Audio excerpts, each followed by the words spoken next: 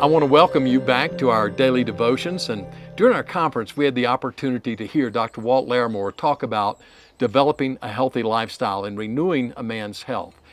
Today, he's going to talk about something a little bit different. He's going to talk about the home and the family. He shared with me a story that was a tremendous blessing to me, and I've asked him for this time in devotions to share with you.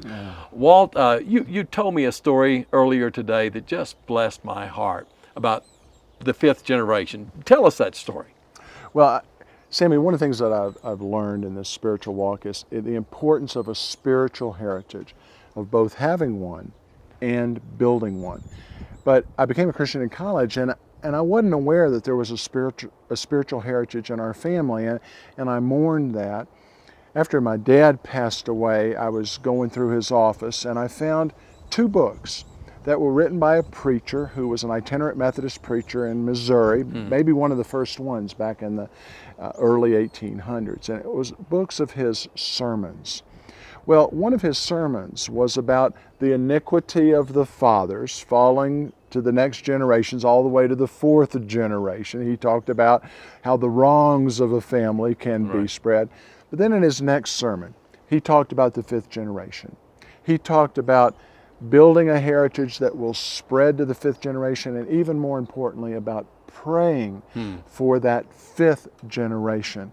And as I was reading that sermon, it blessed me. But Sammy, it blessed me even more when I looked at our family history and found out that I was his fifth generation. Wow. That this man had been praying for me.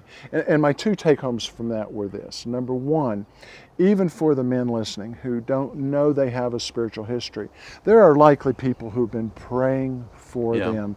And to thank the Father for the heritage that we have, but then even more so, to begin the process of building a spiritual heritage for our kids and grandkids, and to begin praying not only for that fourth generation, but for that fifth generation. It is a heritage that we can begin today and leave for an eternity. Well, the guys who were at the conference heard me talk about my grandmother and my great-grandparents and the heritage that I had no clue about. And so you're coming from two different people. I think they're hearing something that's strong. But I think the strongest thing that I would like to leave with the men today is this.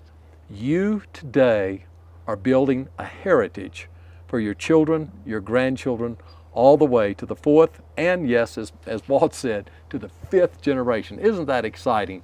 It's an exciting thing, and when you get a hold of that, it'll renew your heart, it'll renew your home, and it'll give you a bright future and some wonderful positive thoughts for your life.